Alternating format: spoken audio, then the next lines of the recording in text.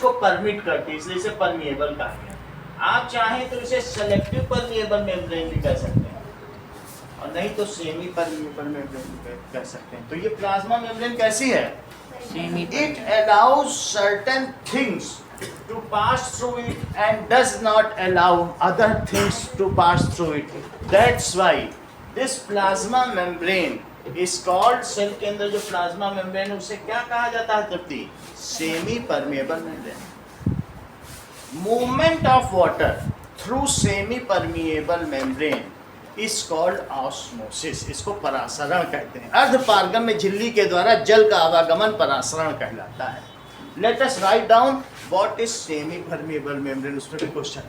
Semi permeable membrane को जरा प्रियांशु एक बार रिपीट करो। व्हाट इज सेमी या सेलेक्टिवली परमिएबल मेम्ब्रेन, बोलो जरा।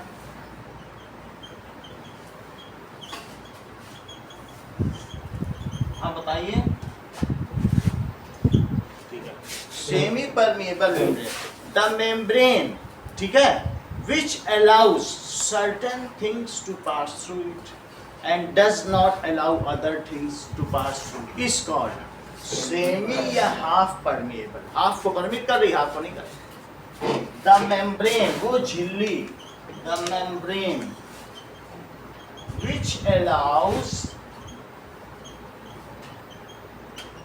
certain things to pass through it। Things ना लिखना चाहें तो मटेरियल्स लिख लें। टू पास थ्रू इट, जो कुछ चीजों को पास कराएं। एंड डज नॉट अलाउ, और अलाउ ना करें, does not allow other things to pass, other materials to pass is called semi permeable membrane।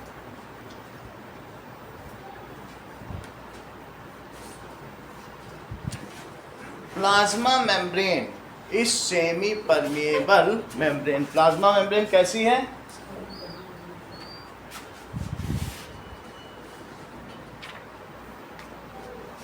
ठीक है, plasma membrane is semi permeable membrane.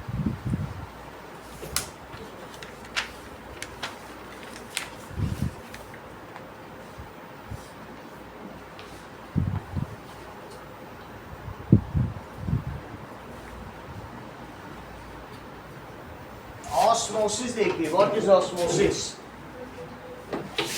Osmosis क्या है? द मूवमेंट ऑफ वाटर, ये SPM है, इसे सेमी परमिएबल मेम्ब्रेन कहेंगे। तो movement of water, ठीक है, फ्रॉम इन एंड आउट, ये रेगुलेट करता है। इस पानी अंदर भी जा सकता है, बाहर भी जा सकता है, इसको ऑस्मोसिस कहते हैं। The movement of water through semi permeable membrane या सेलेक्टिवली परमिएबल मेम्ब्रेन, एक ही बात है।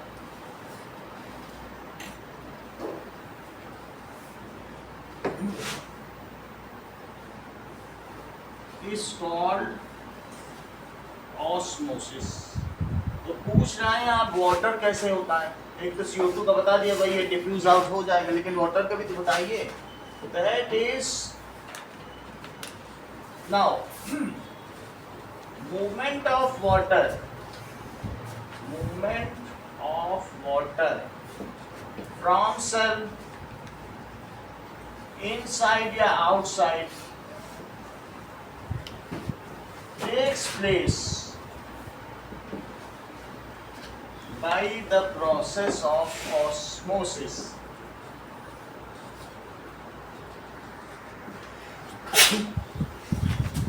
ठीक है, if water concentration outside the cell is more, if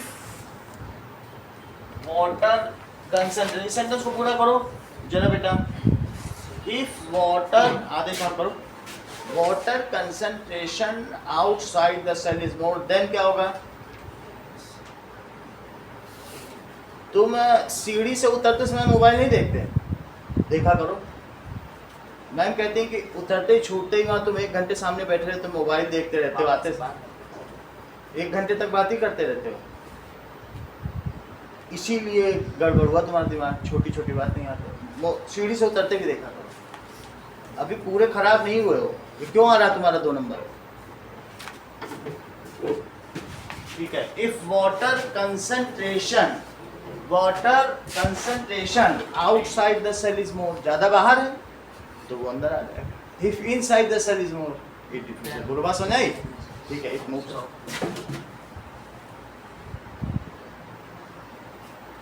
sir हाँ बोलो। इसमें CO2 और वाटर दोनों है, तो मतलब इसमें मैं ऑस्मोसिस और CO2 डिफ्यूजन से होगा, वाटर ऑस्मोसिस होगा, यही लिखना है।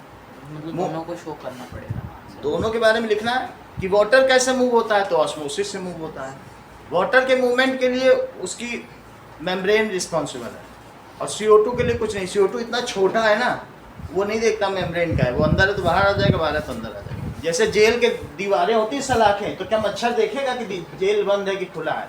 वो तो अंदर बाहर आ जाएगा, लेकिन कैदी तो देखेगा कि नहीं देखेगा। उसी तरह if water concentration outside the cell is more, then it moves in, and vice versa. अगला सवाल देखते। Now, why is plasma membrane called selective permeable membrane? तो इसका आंसर ये क्वेश्चन नंबर 2 का। Plasma membrane is called selective permeable membrane because it allows certain things to pass through it and does not allow other things to pass through। ये कुछ चीजों को आने देती है और कुछ चीजों को नहीं आने देती है, इसलिए इस झिल्ली को अर्धपारगम्य झिल्ली कहा जाता है। समझ में आ गई बात? रिपीट करो। Why the plasma membrane is which allow certain things to pass through it and disallow other things, it is known as selectively permeable membrane, so it is or called। semi-permeable। बिल्कुल अच्छी बात है, आगे की बात है। Question number, अब आइए 57 के टेस्ट क्वेश्चन पर। Can you name 2 organelles that contain there own genetic material? तो उसके लिए मैं आपको कुछ चीजें बताऊं, ठीक है? अब जरा देखो,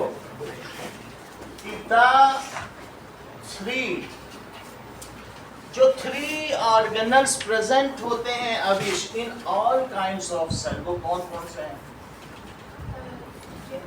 genetic material, cytoplasm, plasmid। In all cells are, पहली बात प्लाज्मा मेम्ब्रेन तो होगी, यस चाहे प्रोकैरियोटिक हो चाहे बैक्टीरिया हो न्यूक्लियस या फिर यूकैरियोटिक हो, और दूसरा साइटोप्लाज्म, और तीसरी चीज क्या है? Nuclear region. अब किसी में वेल डिफाइंड भी हो सकता है, किसी में नहीं भी हो सकता।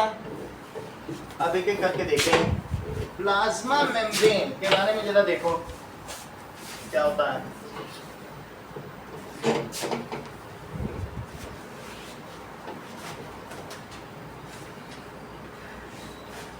एक एक करके इनके बारे में देखेंगे।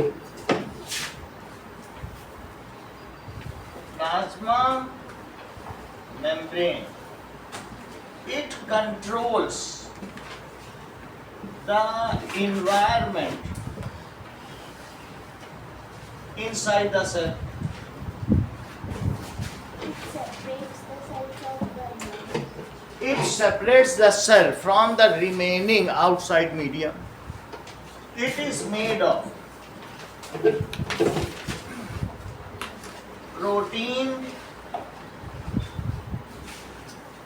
And lipid. लिपिड को फैट भी कह सकते हैं, ऑयल भी कह सकते हैं। तो ये उनकी बनी होती है। प्रोटीन तो हमारी ग्रोथ के लिए होता है, जैसे प्रोटीन एक्स हम लोग खाते हैं, कॉम्प्लान खाते हैं, उसमें प्रोटीन फूड है 90%।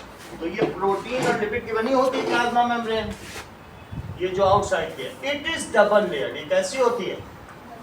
डबल लेयर होती है। अच्छा, it is double layered and selectively permeable membrane। इसे क्या कहा जाएगा? Selective permeable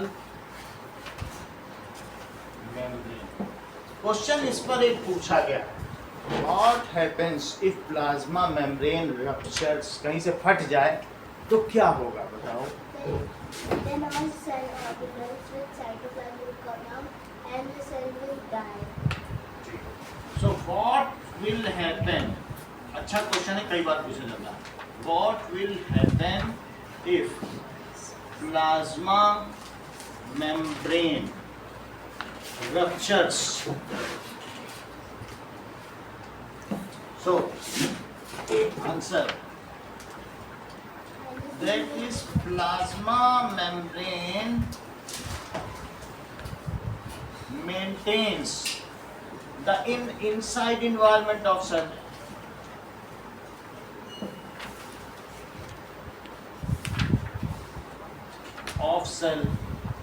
It allows certain things to pass through it.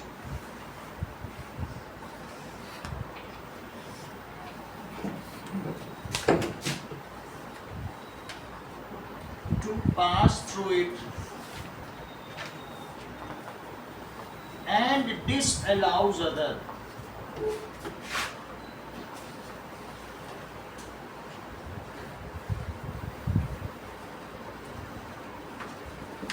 If it ruptures, यदि ये फट जाती है, then मान लो ये यहाँ से फट गई तो इसके अंदर का जो साइटोप्लाज्म है वो बाहर आ जाएगा, और बाहर में ये जो पैथोजन है, ये कीड़े, ये अंदर आ जाएंगे। Many cell organelle will come out from this portion and cell cannot function properly. Harmful pathogen may enter inside the cell and they will also harm the cell and ultimately the cell will die. हम इसमें ये नहीं लिखेंगे कि lysosome क्या करेगा, वो हमारा मतलब नहीं, वो लाइजोसोम का क्वेश्चन। यहाँ क्या होगा, फटने से वो मरी जाएगी। तो क्या होगा, if it ruptures then along with cytoplasm क्या होगा, cell organize along with cytoplasm. वैसे तो इसमें अनुष्का बहुत सारा साइटोस्केलेटन होता है, ऐसे क्या होता है, तो ऐसा नहीं कि सब बह के ही आ जाए, फंसा हुआ होता है, लेकिन जो यहाँ आसपास है वो तो निकल ही आएगा। Some cell organelle will move out. Some cell और बोलो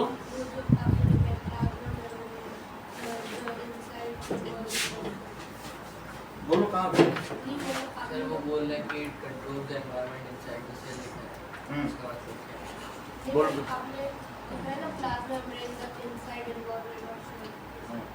प्लाज्मा मेम्ब्रेन मेंटेन्स, क्या करती है, maintains the inside environment of the cell. सही, तो क्या होगा बोलो, cytoplasm along with some cell organelle will move out, और क्या होगा Niket, also harmful pathogen may enter inside the cell. Yes. Also harmful pathogens may या will enter inside cell. So cell will not function properly. Cell will, अगर आपके दरवाजे खोल दिए जाएं घर के, तो गाय भी चला आ रहा है, कुत्ता भी चला आ रहा है, किचन में खा रहा है, तो वो खाए कि आप खाओ, और भी जिसकी मर्जी चला आ रहा है, तो क्या घर काम कर पाएगा ठीक से? तो इसलिए now cell cannot function properly, और क्या होगा, and ultimately cell will die.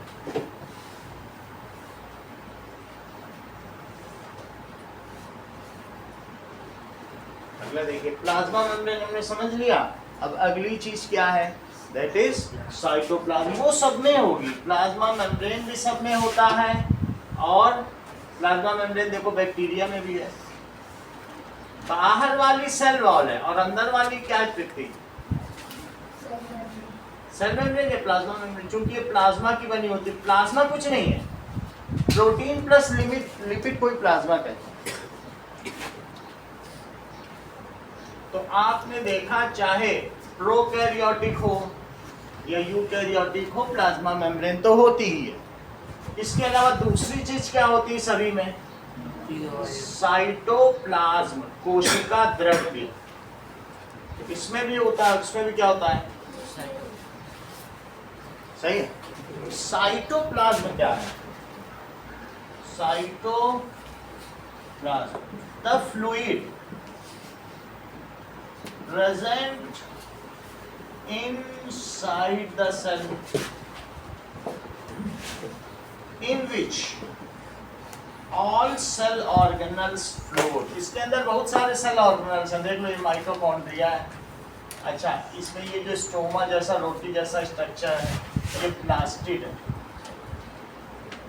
और एक ये भी है लाइसोसोम भी, इसमें बहुत सारे सेल होते हैं।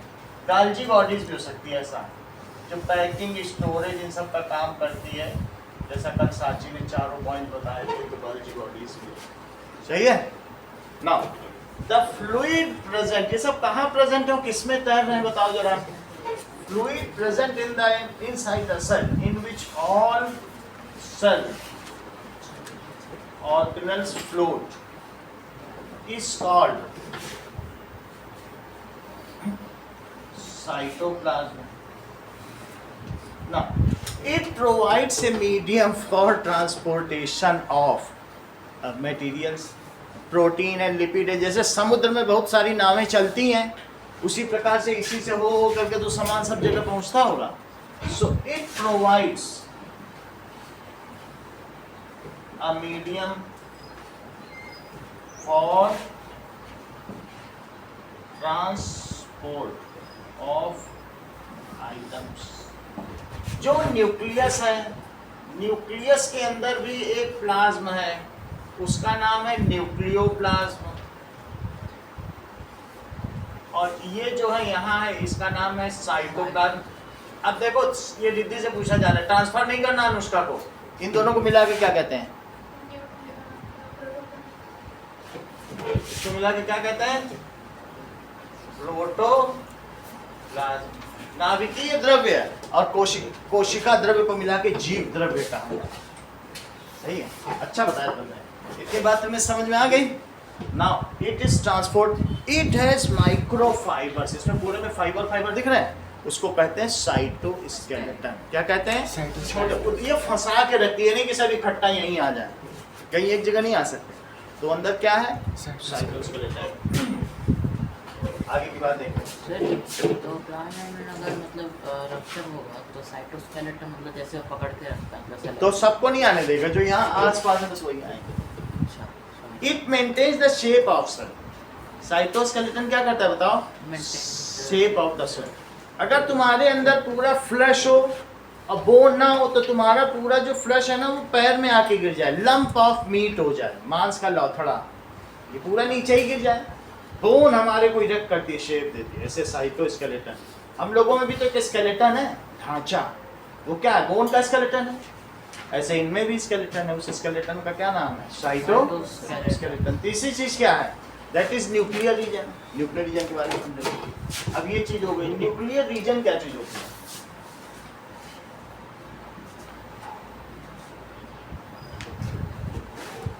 अब न्यूक्लियर रीजन में mother cell gives birth to daughter cells, ये तो बात होती है।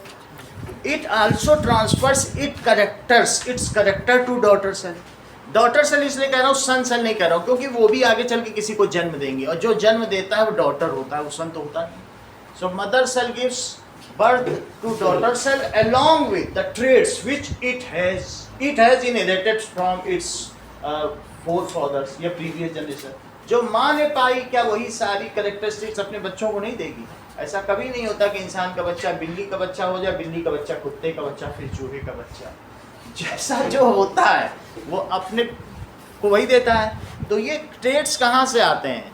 ये आते हैं, it is the traits are contained in form of code in as DNA। Traits किसमें है बताओ? ये इसमें है। ट्रेट्स किसमें कंटेन है बोलो? और ये क्या चीज है बोलो? It is the double stranded ladder shape. जैसे लैडर होती है, एक ऐसे सीढ़ी हो रस्सी की और उसे मोड़ दो तो क्या बन जाएगा बताओ?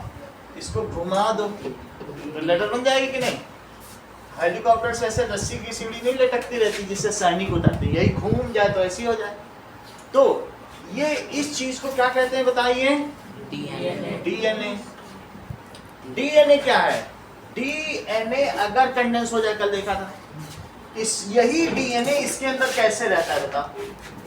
क्या उलझा हुआ रहता है? उसको कल अविश ने क्या बताया था? क्रोमाटिन उलझा हुआ रहेगा। और यही अगर कंडेंस हो जाए, मान लीजिए यही चीज अगर कंडेंस हो जाए तो फिर ऐसे हो जाए जैसे ऊन का गुल्ला होता है कि नहीं, गोल कर दो तो फिर एक का बंडल हो जाता है, तब वो क्रोमोसोम है, खोल दो तो खुलता ही चला जाए। Condense form of DNA. इतनी बात समझ आ गई? और डीएनए की बहुत लंबी कड़ी उमेश, ये डीएनए की बहुत लंबी कड़ी, जिससे हमारे अंदर एक कैरेक्टर पता चले। एक कैरेक्टर का मतलब किसी की नाक ऐसे होती है और किसी की पकौड़े जैसी होती है, जैसे ज्यूस की होती थी। तो अब ये भी हो सकती है, किसी की कॉन्वेक्स हो सकती है, किसी की कॉन्केव। तो ये जो ट्रेट है, हमारे चेहरे पे ही 50,000 ट्रेट्स, हर एक ट्रेट के लिए एक जीन है। हर एक ट्रेट के लिए क्या है? The segment of DNA which determines one trait in us, one character, उसे जीन है। और एक क्रोमोसोम, इसी को मिला दो, बहुत लंबा धागा है, इनका सबको घुमाते घुमाते बना तो ऐसा हो जाएगा। सही है? तो इसी में से कहीं पर एक इतना छोटा हिस्सा, इसको जीन कहें। जीन यहाँ भी हो, खोल दो तो यहीं पे खुलता चला जाए, बहुत लंबा हो जाए। सही है? 4 चीजें आपको बताई। दैट इज न्यूक्लियर रीजन का क्या मतलब होता है? Inside cell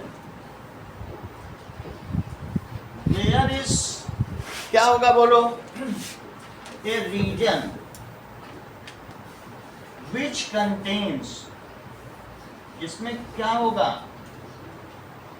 which contains only codes for protein synthesis. हमारी बॉडी पूरी प्रोटीन की बनी है, प्रोटीन से तो पूरी बॉडी का निर्माण होता है। तो लेकिन उस प्रोटीन हमारी बॉडी में 2000 तरीके के, और उन प्रोटीन को बनाने के लिए कोड कहाँ पाया जाता है? तो एक ऐसा सेंट्रल रीजन है विच कंटेन्स, क्या रखता है?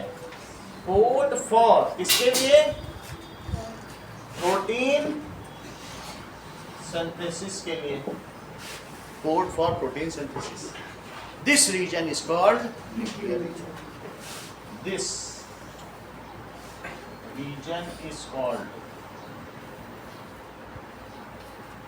Nuclear region. नाउ सोनाक्षी, ये जो न्यूक्लियर रीजन है, इट कंटेन्स जेनेटिक मटेरियल। इसमें क्या चीज होती है बताइए? जेनेटिक मटेरियल का मतलब है जीन। अभी जैसे मैं तुमसे कहूँ तुम ऐसे बिहेव करो, वैसे बिहेव करो, बोलोगे सर हम ऐसे कैसे बिहेव करें, ये तो मेरे जीन में है, मेरे माँ बाप से मिला है, और हमारे आगे की जनरेशन जाएगी, तुम बदल ही नहीं सकते। जीन वो चीज है जिसे तुम बदल नहीं सकते। जीन का मतलब समझते हो? जो आपको पेरेंट से मिला उत्तराधिकार के तौर पर। तो जेनेटिक मटेरियल वो जो आपके अंदर वैसे प्रोटीन बना देगा। समझ में आई बात की नहीं? चलो, तो न्यूक्लियर रीजन क्या कंटेन करता है बोलो? क्योंकि ये सब जीन से संबंधित है। एक क्रोमोसोम में ही 2000 जीन, और टोटल हमारी बॉडी में 23 क्रोमोसोम है, 23। तो 2000 इंटू 23 कर दो, 46,000 तो जीन, 46,000 कैरेक्टरिस्टिक्स। सही? अब देखो आगे की बात है। तो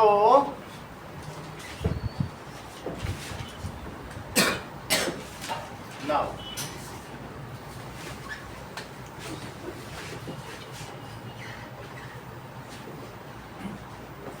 न्यूक्लियर रीजन क्या कंटेन करता है बोलो?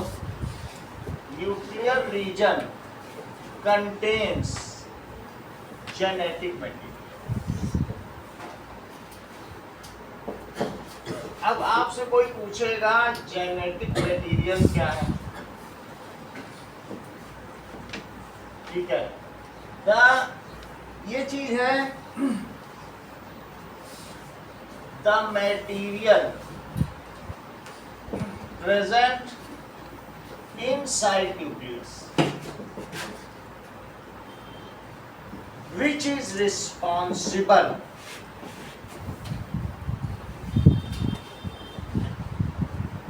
for transfer of code. ठीक है, ट्रांसफर ऑफ ट्रेड्स. ट्रेड्स का क्या मतलब है? आरिश कैरेक्टर्स. किसमें से बोलो? Mother from parents to offspring. Offspring का मतलब बच्चे होते हैं. Is called genetic material.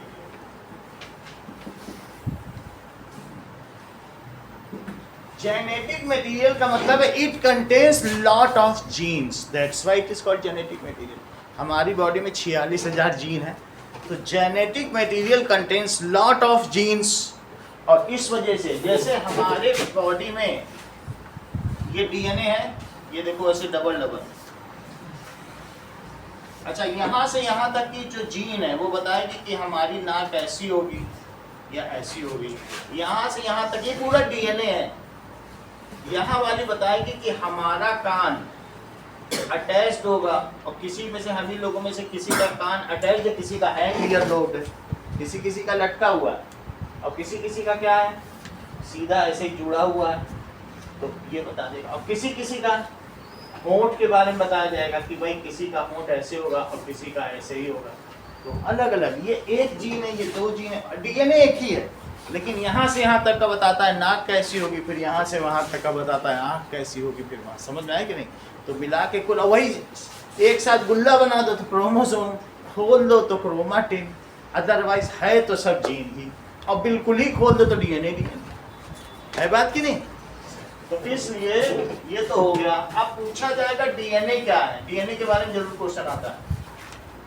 It is double stranded helical structure. Double stranded, जैसे यहाँ पर वो रखा हुआ है डीएनए, वो ऐसा डबल स्ट्रैंडेड दिखाया गया है कि नहीं किनारे में. डबल स्ट्रैंडेड हेलिकल कैसा होता है? ऐसा स्प्रिंग, जो पेन की स्प्रिंग होती है, हेलिकल स्ट्रक्चर. ठीक है. और विच इज वेरी लॉन्ग, बहुत ज्यादा लंबा है, धरती के 6,000 चक्कर लगा लो, इतना लंबा है. Which is very long.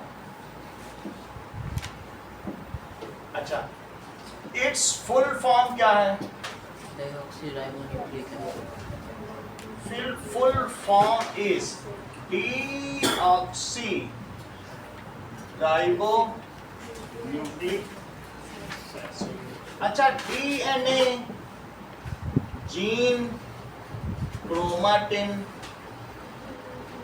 और क्रोमोसोम. साची, इन चारों में से तुम किसे जेनेटिक मटेरियल कहोगी? सबको, क्योंकि वो खुलने और बंद होने वाली बात है तो सब जेनेटिक मटेरियल. अब देखो, जीन क्या है? A long strand of DNA, इसे जीन कह दो. Gene number 1, gene number 2, gene number 3, क्योंकि सब अलग अलग कैरेक्टर बताते हैं. A long strand of DNA which determines one character in us, जो हमारे में नहीं, फिर उसे जीन्स कहेंगे. जीन का मतलब एक करे वो जीन है. सिंगुलर में पूछा है, सिंगुलर में बताओ.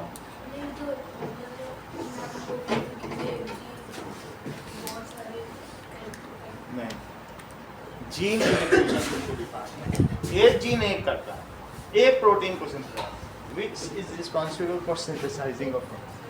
सही है?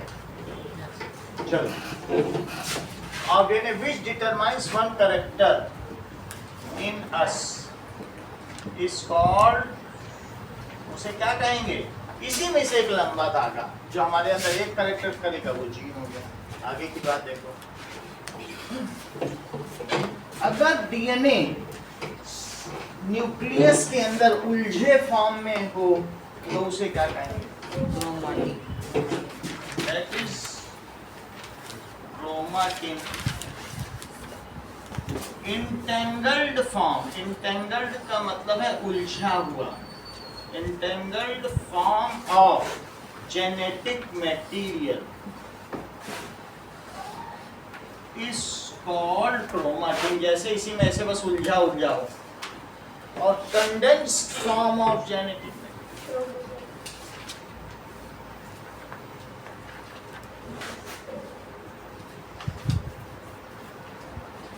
form of genetic material is called chromosome. It looks like X shape of English alphabet.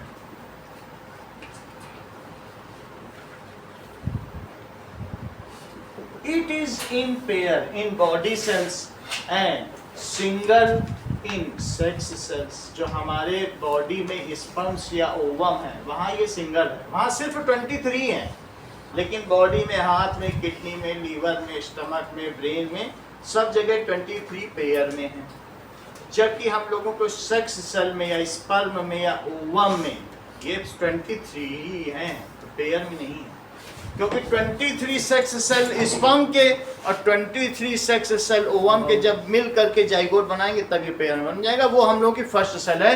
हम अपने माँ के गर्भ में जो पहली सेल बने थे तो जाइगोट थे, वहाँ पिता का स्पर्म और माँ का ओवा जब मिला होगा तो मिल के तब पूरा बना था कि नहीं? दोनों ने आधा आधा जेनेटिक मटेरियल दिया, तो पेयर में हो गया क्रोमोसोम। समझ में आ गई बात? तो क्रोमोसोम क्या होता है बताइए? It looks like English alphabet. अब आगे की बात करें। हम लोगों ने 3 चीजें देख ली। कौन कौन सी चीज देख ली बताओ? एक देख लिया प्लाज्मा मेम्ब्रेन, दूसरा क्या देख लिया, और तीसरा देख लिया। अब हम लोग फिर से प्लाज्मा मेम्ब्रेन देखेंगे। प्लाज्मा मेम्ब्रेन में 3 चीजें देखेंगे: hypotonic solution, hypertonic solution, isotonic solution, plasmolysis और हीमोलिसिस। इसके अलावा टर्जर भी देख लेंगे। चलो अगेन प्लाज्मा मेम्ब्रेन के बारे में देखें। अगर मान लीजिए ये सेल है और ये सेल की प्लाज्मा है, और तुमको मालूम है कि पानी अंदर से बाहर भी जा सकता है।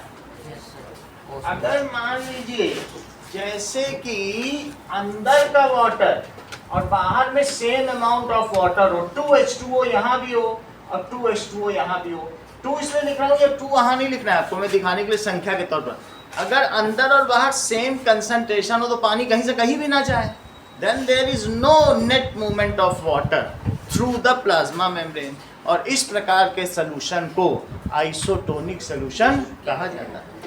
तो इसका मतलब है कि अगर हमारी बॉडी की जो सेल्स हैं उसको तुम किस में रख दो, कोई भी सेल लो, बॉडी की कोई सेल ले लो, और उसको 1 लीटर वाटर और दैट इज 9 ग्राम नमक, इतना मिला के रख दो, तो ये आइसोटोनिक सॉल्यूशन। फिर ना सेल का पानी बाहर निकलेगा, इसे इंट्रावीनस सॉल्यूशन या आईवी कहते हैं।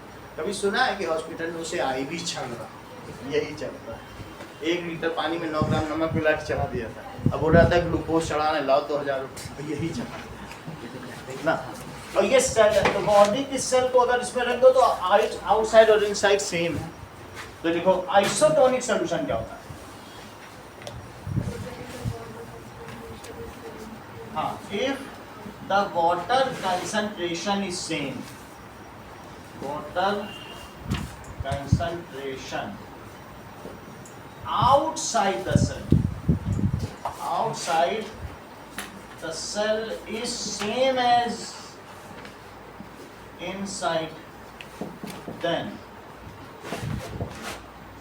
such सॉल्यूशन, जो बाहर वाला है वो आइसोटोनिक है, सेल से कोई लेना देना नहीं, then such solution is called isotonic solution।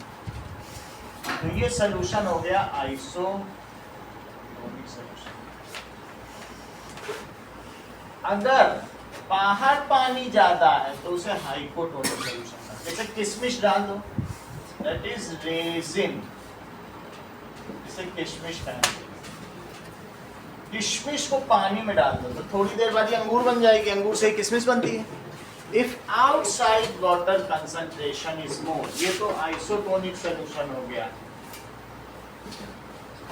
और बाहर पानी ज्यादा हो तो अल्टीमेटली फूल जाएगी क्योंकि पानी अंदर आने लगेगा, और इस सॉल्यूशन को क्या कहेंगे? Hypotonic solution.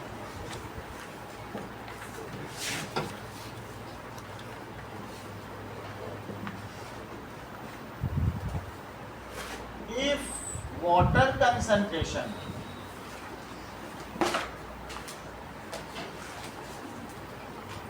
outside the cell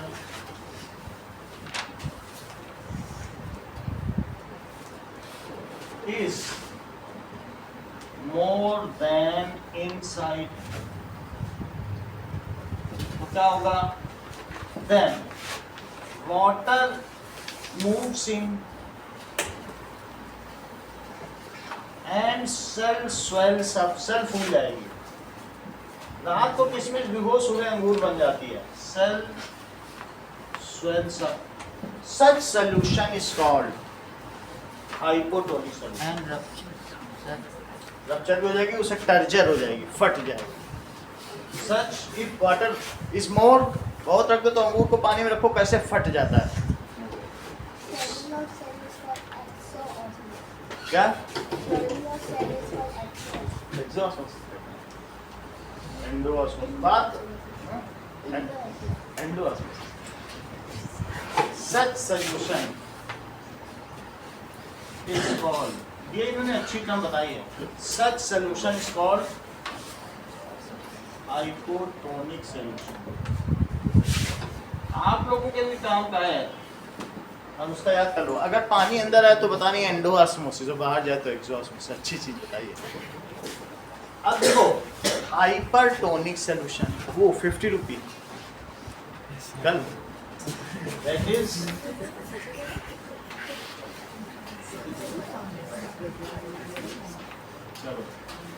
hypertonic solution क्या होगा? अगर तुमने अंगूर को चाशनी में रखा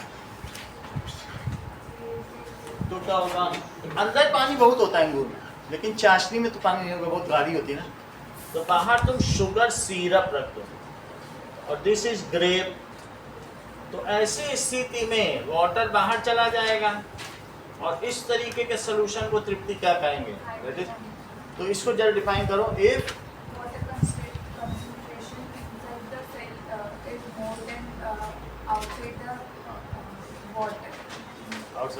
वैसे तुम ना सेल के पर्सपेक्टिव बोलो, सेल के परिप्रेक्ष्य में बोलो तो ज्यादा अच्छा है। If outside water concentration is less, ये मत बोलो कि इनसाइड मोर है, जो बोलो आउट के बारे में बोलो। अंदर अंदर क्या किसी सेल के अंदर कभी पानी ज्यादा कम होगा? वो तो बिल्कुल ठीक ठाक चल रही है, अब तुम ही उसको इधर उधर रखे दे रही हो। बाहर ज्यादा है पानी तो हाइपोटोनिक, बाहर कम है हाइपरटोनिक। सेल का क्या दोष है इसमें? सेल में थोड़ी ज्यादा है, तुम में कोई कमी थोड़ी, तुमको रखा कहाँ जाता है उस एनवायरनमेंट में। ये बात समझ आई कि नहीं?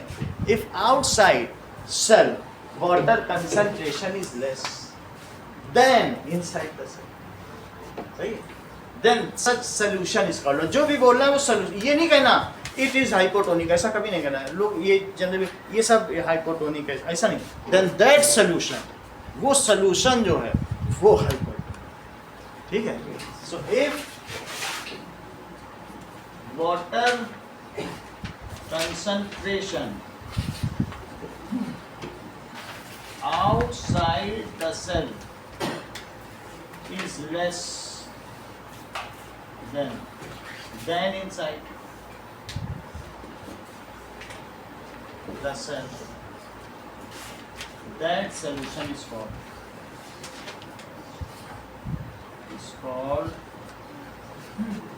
Hypertonic solution. हाँ बोलो अनुष्का, फिर इसमें एक्सोऑस्मोसिस होगी कि एंडोऑस्मोसिस? और इसमें क्या होगा? इसमें कुछ होगा आइसोटोनिक सॉल्यूशन, किस में? इसमें एंडोऑस्मोसिस सही है, पानी अंदर जा रहा है, पानी के अंदर जाने को क्या कहोगी? और चूंकि इसमें बाहर जा रहा है तो क्या कहोगे? लिख लो कि grape kept in sugar syrup,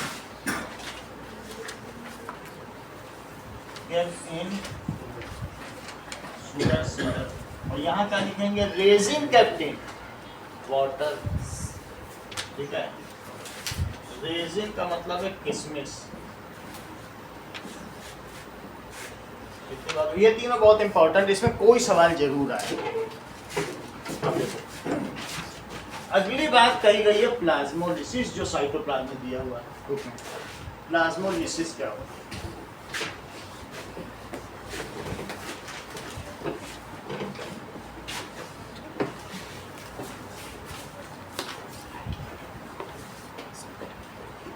कोई भी जो प्लांट सेल होती है ना, वो अपनी सेल वॉल के अंदर ही होती है। और कभी भी अगर मान लो इसके अंदर का पानी सब लूज हो गया तो क्या सिकुड़ जाएगी? Loss of water from cell क्या होगा? Results in shrinking of cell. पानी अंदर से निकल जाए। लौकी के अंदर का कितना भी पानी उड़ जाए, लौकी अपना आकार नहीं छोड़ेगी। छोड़ेगी क्या? उसको कौन बचा ले जाएगा? उसकी सेल वॉल से बचा के रखेगी। लेकिन फिर भी उसकी प्लाज्मोलिसिस तो हो ही गई। लॉस ऑफ वाटर, ये लॉस ऑफ वाटर, पानी बाहर निकल गया। Loss of water from plant cell, लिखिएगा plant cell cause results in shrinkage of cell. Shrinkage of cell, जैसे कि तुमने यहां रख दिया तो इसमें लॉस हो गया, श्रिंकेज हो जाएगा। यही चीज क्या हो जाएगी? Plasmolysis. This is called plasmolysis.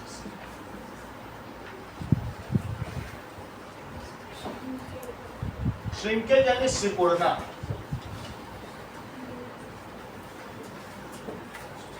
Plasmolysis. आगे देखो, नाउ सेल वॉल, चौथी चीज क्या होती है? Cell wall. सेल वॉल सब में नहीं होता है, लेकिन किसी किसी में होता है। क्या आप मुझे बताएंगे अभी इसकी ऐसी कौन से 3 काइंड्स ऑफ ऑर्गेनिजम्स हैं जिनमें सेल वॉल होता है?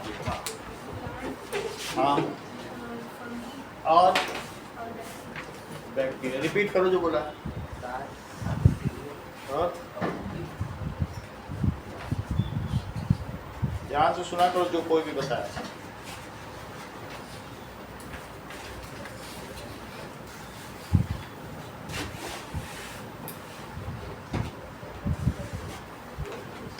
Cell wall. Now cell wall क्या होती है? Cell wall is found outside the plasma membrane. किसमें किसमें पाई जाती है? In plants. फंगी का मतलब मशरूम हम लोग कभी कभी खाते हैं ना, देखो कैसे टक से टूट जाता है, फंगी। और तीसरी चीज क्या है? बैक्टीरिया। बैक्टीरिया में भी अभी दिखाया नहीं था सेल वॉल बनाई थी हमने, तो bacteria. It makes the plant rigid. Cell wall क्या करती है? बड़ी बड़ी आंधी आ जाती, प्लांट नहीं गिरता, घर गिर जाते हैं। It makes the plant, plant के स्ट्रक्चर को दृढ़ बनाता है। The plant rigid. In plants cell wall किसकी बनी होगी? It is made of Anvi. Fungi में सेल वॉल किसकी है?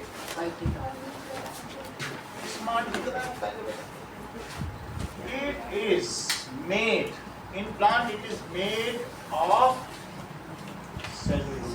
ये बात तुमको समझ में आ गई? सेल वॉल के बारे में अब देखिए। फंगी का आपने क्या बताया? मतलब सेल वॉल फंगी में काइटिन की होती है, आएगा नहीं पेपर में। ये कॉम्प्लेक्स शुगर है, सही है। एक बार आया था, वो भी 8 साल पहले। कितनी? तब से फिर मैंने पढ़ाना ही छोड़ दिया। अब 8 साल वाली चीज फिर से थोड़ी आता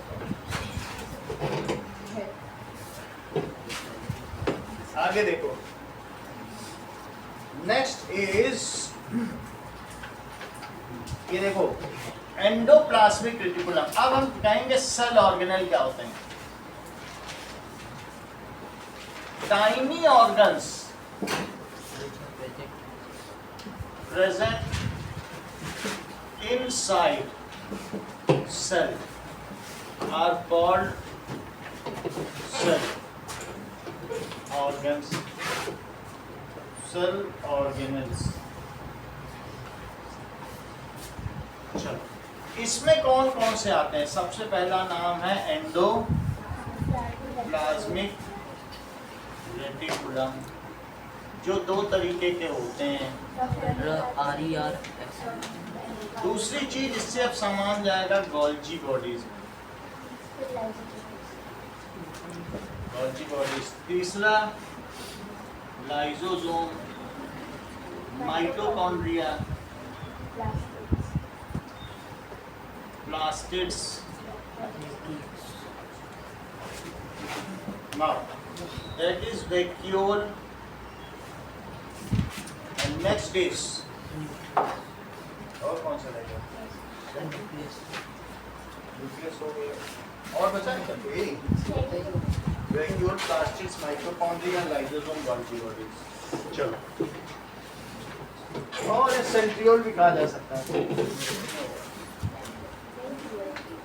कुछ नहीं होगा तो होगा, ठीक है।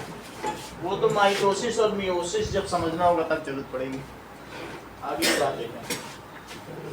एंडोप्लाज्मिक रेटिकुलम त्रिविमीय जालक के बारे में अब हम लोग कुछ जानेंगे।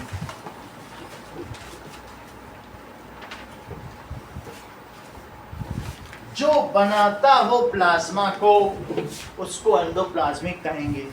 और रेटिक्यूल का क्या मतलब होता है? कभी तुमने पीपल का पत्ता देखा है?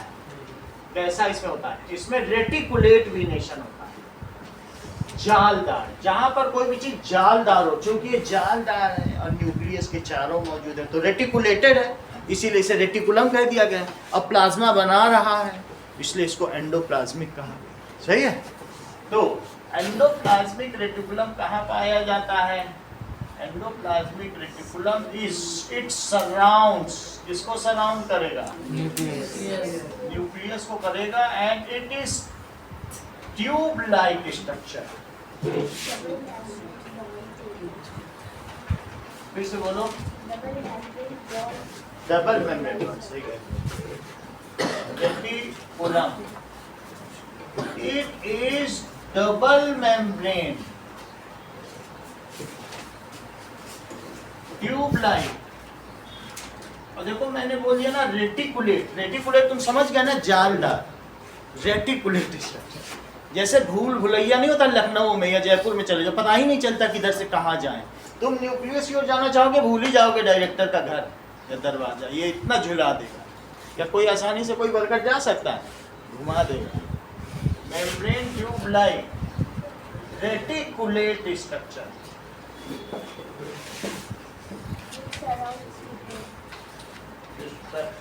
which surrounds nucleus।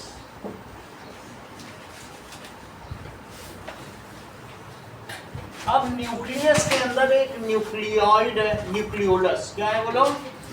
Nucleolus. Nucleolus से क्या बन के आए? राइबोसोम। और आकर कहाँ बैठे? इसमें से निकल के बन के आए। जिस पे बैठ गए उसका नाम क्या पड़ गया? Endoplasmic reticulum. So the ER over which ribosome sits is called, इसे क्या कहेंगे? Rough ER। It synthesizes का साची क्या मतलब होगा? That is निर्माण करता है। तो सिंथेसिस यहाँ होती, बाकी का काम वहाँ होगा। ठीक। It synthesizes protein। The ER which has no ribosome, जिस पर कोई राइबोसोम नहीं बैठा है, उसे क्या कहते हैं?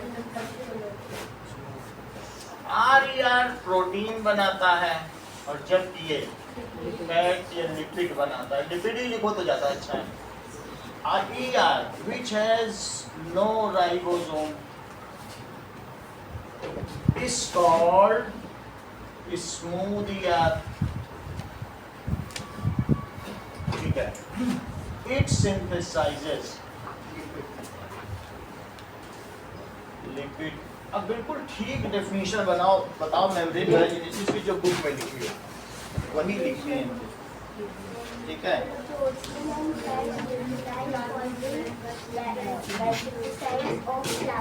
बोलो फिर से बोलो।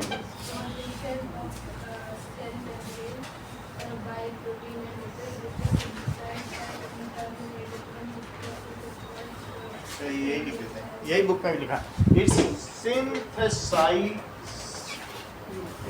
तो ठीक है, formation of plasma membrane with help of protein and lipid. यही सब बन के कहाँ जाएगा बोलो?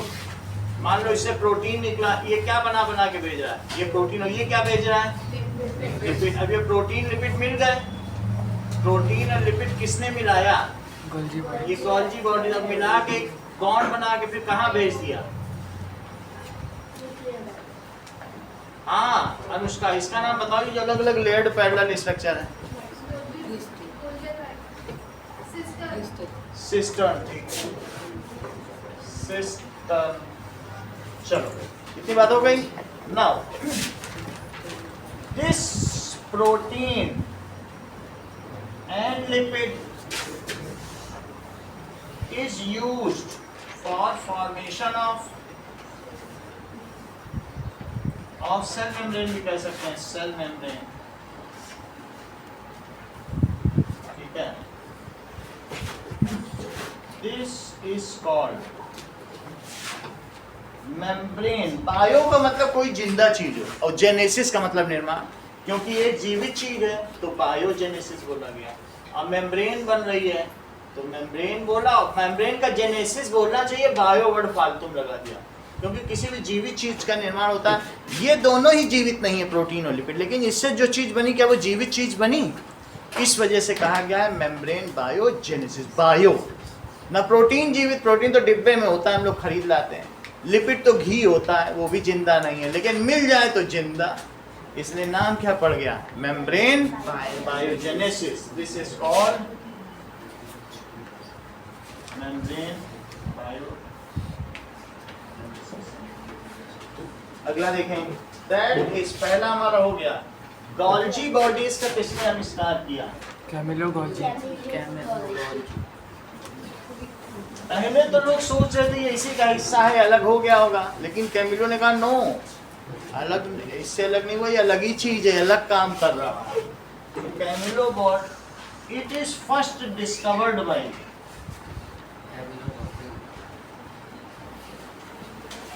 ठीक है। अभी इसे डिस्कवर्ड या इन्वेंटेड दोनों लिख सकते हैं, कि सिर्फ डिस्कवर्ड लिखेंगे? हाँ, जो चीज पहले से है उसे डिस्कवर किया जा सकता है। डिस्कवर्ड बाय कैमिलो गोल्जी, और उन्हीं के नाम पे इसका क्या नाम पड़ गया? Golgi bodies. इट क्या करता है? Receives, modifies, stores and packs and dispatches, ये सब करता है। It receives, modifies, stores and dispatches। क्या dispatch करेगा? The materials synthesized by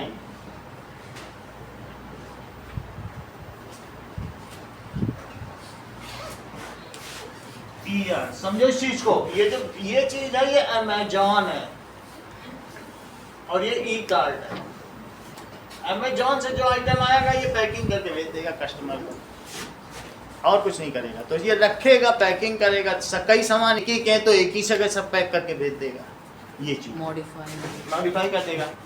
That's why it is called logistic section of the cell। इसीलिए ये कोशिका का उपस्कर अनुभाग कहलाता है। तो इसीलिए से क्या कहते हैं? सो it is called logistic section. जैसे एयरफोर्स में लॉजिस्टिक सेक्शन होता है, सबको सामान सप्लाई करता है, लॉजिस्टिक सेक्शन ऑफ। जो अच्छे अच्छे प्रोटीन यहाँ से आए उसको इकट्ठा करके रख लेगा, उसकी एक अलग पैकिंग बनाएगा और उसको लाइसोसोम अलग एक बना देगा विद स्ट्रॉन्ग डाइजेस्टिव एंजाइम। भी तो प्रोटीन ही होते हैं। प्रोटीन 3 तरीके के होते हैं, देखो। प्रोटीन एक होता है स्ट्रक्चरल, जिससे हमारी पूरी बॉडी का स्ट्रक्चर बन जाए, और दूसरा होता है एंजाइमल। जैसे हम लोग के पेट में जूस होते हैं ना, जो कभी पलटी होती है तो निकलते हैं वो जूस, वो डाइजेस्टिव जूसेस, उनको एंजाइम कहते हैं। और तीसरा hormonal.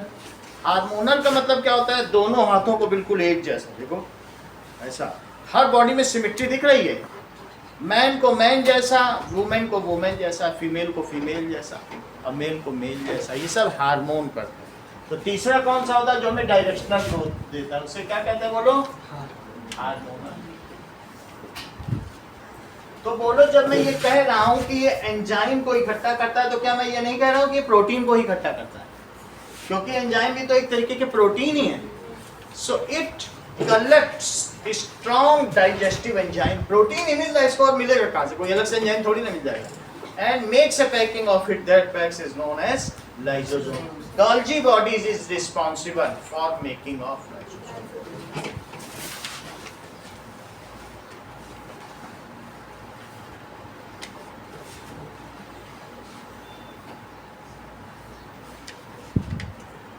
So, complex sugar is also made from simpler sugars. ये भी लिखो, making of, In some cases. ठीक है, कॉम्प्लेक्स शुगर बनाता होगा ये, क्योंकि अब जैसे अभी हमने आपको वर्ड बताया था काइटिन, तो अब इसको कहीं कहीं कुछ सेलुलोज बनाना है, कुछ बनाना है, तो मैम कुछ ना कुछ पैक तो करेगा।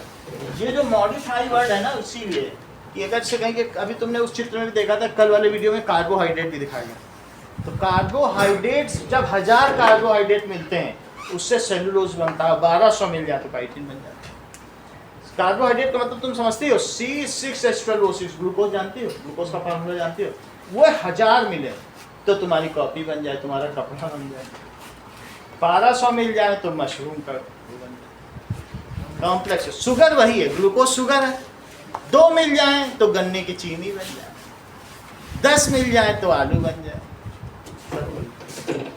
समझ आई बात कि नहीं? उसी शुगर से तुम कुछ ना करो, रोटी को बहुत चबाओ तो वो अल्टीमेटली ग्लूकोज, मुंह में ही ग्लूकोज, बहुत सारे ग्लूकोज मिलते हैं तब सेलुलोज बनता है।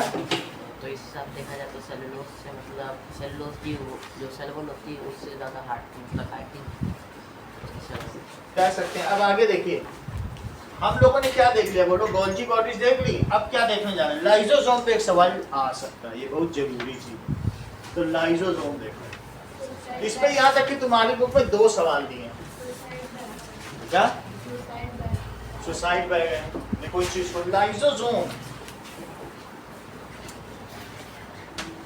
ये यहाँ पे है, ये देखो इसमें भी बनाया नहीं, ये लाइसोसोम, ये कुछ ब्लू कलर का होगा और इसमें कुछ ना कुछ ऐसे जाएगा।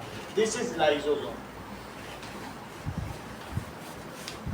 अच्छा, लाइसोसोम तुम्हारे में प्लांट सेल में बने, इस चीज की जांच करें, क्योंकि नेट में किसी ने बताया है। Garbage collector office, that is also known as garbage collector office. एक मिनट देख लें क्या प्लांट सेल में बुक में बना दिया है। Lysosomes are found in plant cell.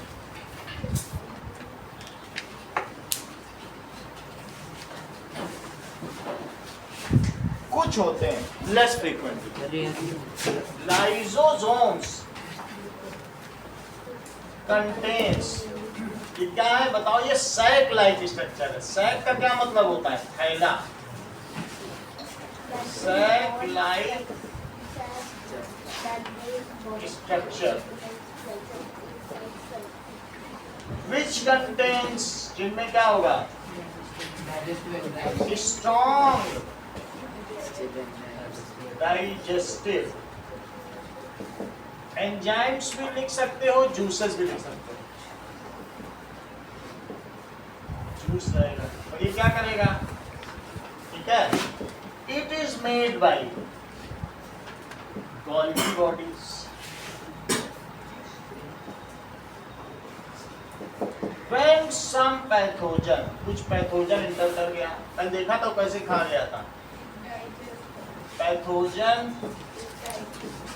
enters inside the cell, तो वो उसे एंगल्फ कर लेगा, वहां चला जाएगा जहां पैथोजन गया और निगल लेगा।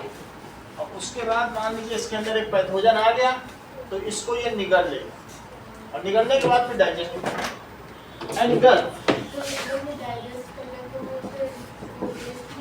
है। अगर हर चीज डाइजेस्ट कर दी जाए तो एक बार सब चीज टूट जाए तो टूटने के बाद वो प्रोटीन और कार्बोहाइड्रेट ही है, फिर कुछ नहीं, फिर उनसे नई चीज बनाओ। हार्मफुल से इवन सांप के जहर को भी तोड़ लो तो उससे तुम यूजफुल चीज बना सकते हो। अल्टीमेटली है तो सब वही पार्टिकल, ये चीज है। एक्सक्रीशन के लिए तो बस वो जो इसके अंदर जैसे क्या होता है कि हमारी सेल तो एक्सक्रीट करती रहती है, अब प्लांट है तो उसमें जो वैक्यूल है वहां छोड़ देगा, अब वैक्यूल फिर डीजनरेट हो जाएगा, वही बार्क बन जाएगी। विल्टिंग ऑफ लीव्स या falling of fruits, ripening of fruits, ये सब प्लांट में से वेस्ट पदार्थ को निकालने का एक तरीका ही है। प्लांट में वैक्यूल में हो रहेगा, हम में तो डे टू डे दिन में 4 बार यूरिनेट करते हैं, हम लोगों में तो कोई इशू ही नहीं है, हम लोग है ना, प्लांट ऐसा नहीं कर सकते। तो प्लांट में वैक्यूल में रहेगा, जब पतझड़ आएगा, ऑटम ब्रेक्स हम लोग तब वो अपना काम शुरू करेगा। अब देखो एंटर्स इनसाइड द सेल, तो वो उसे क्या करेगा, देन इट एनगल्फ का क्या मतलब होता है, निगलना, engulf it and digest it. If cell membrane ruptures, अगर मान लो सेल मेम्ब्रेन ही फट गई है, रप्चर्स, और सेल कैन नॉट फंक्शन, नहीं फंक्शन कर पा रही है due to some abnormalities, due to some reason, क्या पता क्या रीजन है, सम रीजन, वो रीजन हो सकता है वियर एंड टीयर, टूट फूट, वियर एंड टीयर, इसको टूट फूट कहते हैं। इसका मतलब क्या होता है कि कई बार हमारा हाथ कहीं रगड़ जाता है, ये सब हो जाता है, टूट फूट। Then lysosome bursts, lysosome burst होता है एंड, बिल्कुल सही बात है, burst and digest its own cells. क्यों ऐसा करता है, जिससे कि आसपास की दूसरी सेल, अगर एक सेल हमारी बॉडी की सड़ गई तो पूरा हाथ ही सड़ जाएगा, तो इससे तो हम लोग कभी सर्वाइव ही नहीं कर पाएंगे एनवायरनमेंट को क्लीन रखने के लिए। So it is called suicide bag of cell, इसलिए इसको कोशिका का आत्मघाती दस्ता कहा जाता है। आगे की बात देखें। हाँ, लाइसोसोम्स के जो एंजाइम्स होते हैं वो RER में बनते हैं। कहाँ बनते हैं? RER, rough endoplasmic. हाँ ये बात सही, क्योंकि प्रोटीन ही अभी लिखाया, एंजाइम तो प्रोटीन होते हैं और प्रोटीन यहाँ दिखाया कहाँ बन रहा है, देखो बहुत बड़ी बात कही है, काम के सब लोग नोट करो जो मोहित बोल रहे हैं, सही तो कहाँ से कहाँ दिमाग भिड़ाया, बोले एंजाइम है तो प्रोटीन में, प्रोटीन है तो RER में, फिर इतना माइंड लगा ले इसमें, बहुत ही बड़ी बात है, 9th के बच्चे जनरली नहीं लगा पाते।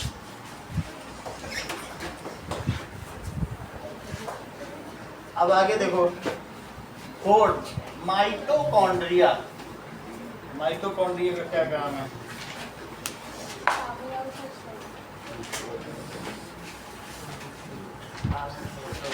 माइटोकॉन्ड्रिया एक ऐसा स्ट्रक्चर है जो रेड कलर का होगा और उसमें डबल मेम्ब्रेन होगा और इसके अंदर भी इस तरीके का फोल्डेड स्ट्रक्चर, उसे क्या कहेंगे, that is cristae.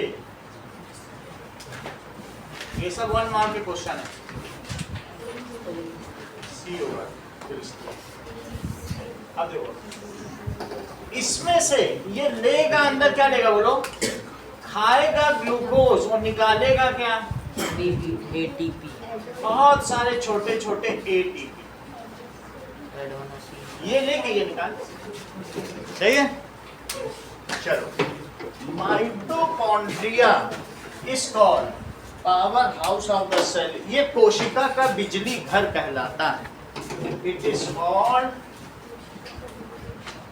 Power house of the cell.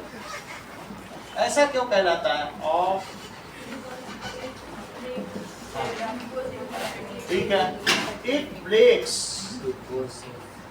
Down कर जाएगा ग्लूकोज, ग्लूकोज का क्या फार्मूला है, glucose and releases ATP 38 molecules of ATP, 38 molecules of ATP, यानी एडिनो साइन।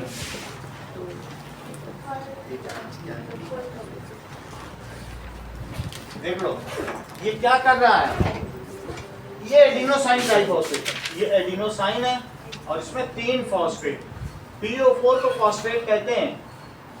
तो ये क्या चीज है बोलो, एडिनोसाइन ट्राइफॉस्फेट। ऐसे कितने मॉलिक्यूल बनाता होगा, ये ग्लूकोज खाएगा तो इतने बनाता।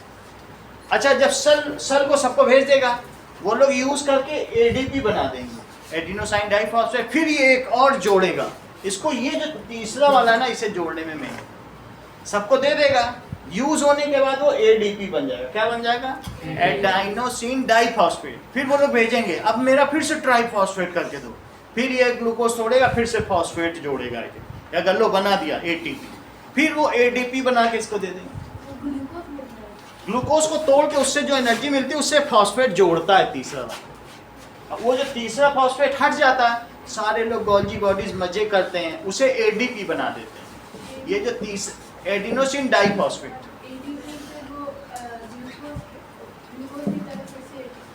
ये ADP बन गया और ये लोग फिर माइटोकॉन्ड्रिया भेजते हैं, लो अब फिर से बनाओ, चलो। ग्लूकोज तो तोड़ के CO2 अलग निकल गया और पानी अलग निकल गया, उसकी एनर्जी से ये सब बना, ग्लूकोज से कुछ नहीं बना, उसको तोड़ने से जो एनर्जी मिली ना उससे ये बना। एनर्जी का इस्तेमाल करके ये तीसरा फॉस्फेट जोड़ता है, तो ट्राइफॉस्फेट हो गया। यूज्ड करेंसी को डाइफॉस्फेट कहते हैं और न्यू करेंसी को ट्राइफॉस्फेट। ये चीज सही है। तो क्या लिख रहे हैं बोलो, ADP एडिनोसाइन ट्राइफॉस्फेट बनाता है, विच इज एनर्जी करेंसी, जो क्या है, utilized by all cell organelles for its life processes. सभी को ये दे देगा और सब लोग अपनी सेल बिना एनर्जी के चल पाएगा क्या? तो इस तरीके से ATP क्या है बोलिए, एनर्जी करेंसी है, विच इज यूटिलाइज्ड बाय, किसके लिए, by all cell organelles to pull on to sustain their life process.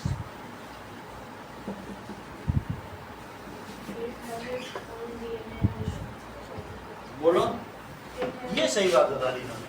It has, जो माइटोकॉन्ड्रिया है, ये बड़ी बात है जो इन्होंने बताई। It has its DNA and ribosome.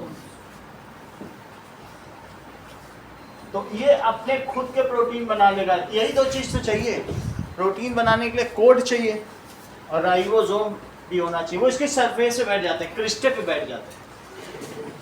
It has, इसके पास क्या है, इट्स ओन DNA यानी genetic material and ribosome, so it can form its own protein. It has two membrane covering. क्या जी? It has two membrane covering and the outer layer is porous and the inner layer is deeply folded. Due to the deeply folded inner layer, the surface area of generating ATP increases and the chemical reaction performs well. And chemical reaction? Performs well or excessive.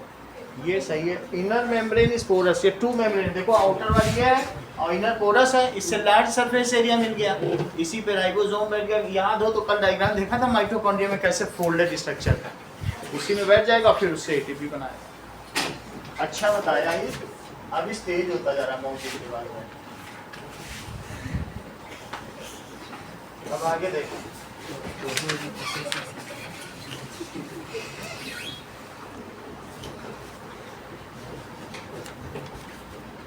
next is plastids.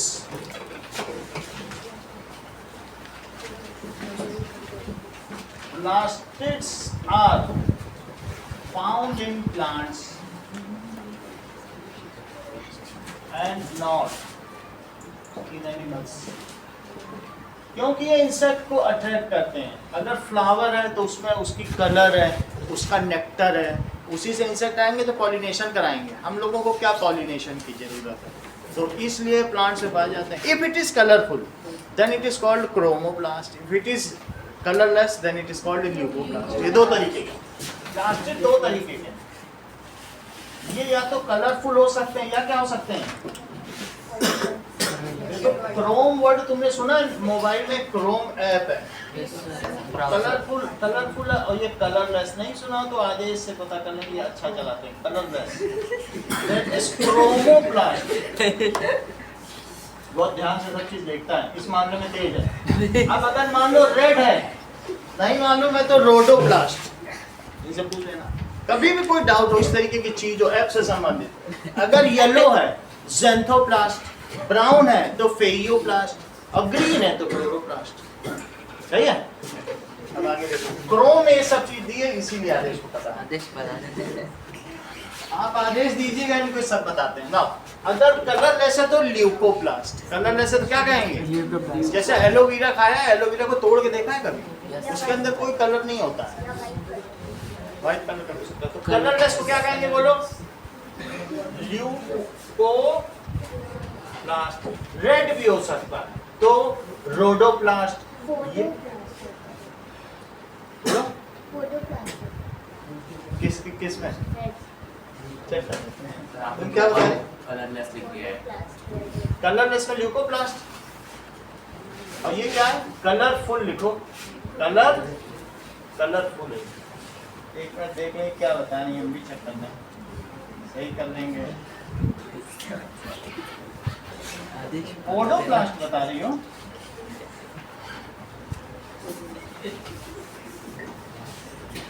Red coloured plastids are called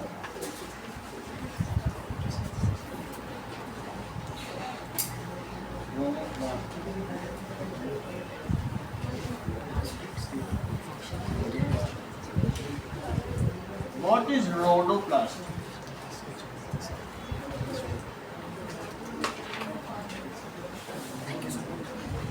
देखो red है रोडोप्लास्ट, sir आपने पहले तो chromoplast गलत से लिख दिया वो, फोटो कुछ भी नहीं, फोटो होता ही नहीं कुछ, ठीक है। और फिर तो तब बता देना चाहिए था, फोटो कुछ होता नहीं, सबने तो रोडो ही लिखा होगा। येलो और ब्राउन और ग्रीन रोडोप्लास्ट है। ज़ैंथोप्लास्ट,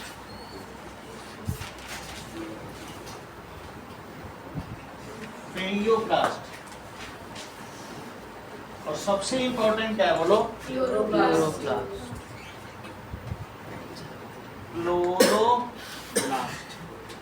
अब ये देखो, if plastid is of green colour then it contains chlorophyll. इसमें क्या होगा, क्लोरोफिल मैग्नीशियम से बना होता है, जिससे फुलझड़ी बनती है ना दीपावली में, वही चीज ज्यादा होगी। किसी ने कभी अगर फुलझड़ी को पीस के, बच्चे बहुत अच्छे होते हैं, वो परोपकारी होते हैं, वो पीस के पौधों में डाल देते हैं जिससे उनके घर के पौधे हरे हो जाएं, क्योंकि उनको मालूम है कि मैग्नीशियम की वजह से क्लोरोफिल बनता है, और क्लोरोफिल की वजह से ये लवनिका है साहा दिवाली में करती है, कारी है भाई, पौधों का बड़ा ध्यान रखती है। तो ये मालूम है कि मैग्नीशियम से पौधे हरे होते हैं, तो ये मैग्नीशियम सब में थोड़ा थोड़ा डाल देती है। तो ये तुम्हें समझ में आ गया। तो दैट इज, इसको क्या कहेंगे, इसमें क्या पाया जाता है, हाँ क्लोरोफिल बता तो रहे हैं। क्लोरोफिल किसमें पाया जाता है? मैग्नीशियम में, और मैग्नीशियम से ये चीज होती है। तो अब हम इस चीज के बारे में लिखें। Sir, leucoplast is either colorless or white. White का मैं देख लेता हूँ। ल्यूकोप्लास्ट आर आइदर कलरलेस और व्हाइट। चेक करने व्हाइट का देखो। यस, व्हाइट दोनों सही है। वे कई दिनों से कह रही है, जितनी बार पढ़ाते हैं हर बार ही कह रही। पिछली 5-6 बार ये चीज पढ़ा चुके हैं, हर 6 बार इसने बोला। अब देखो, आज हमने चेकिंग कर लिया। Now, next is देखो, if ये जो क्लोरोप्लास्ट है, ठीक है, अगर प्लास्टिड्स आर ग्रीन तो इनका क्या नाम होगा बोलो? Plastids are green, it is called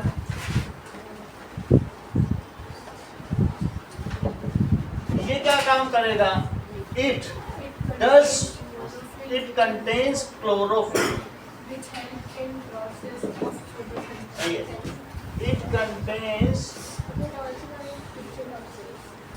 ये सही है, it contains chlorophyll which helps in process of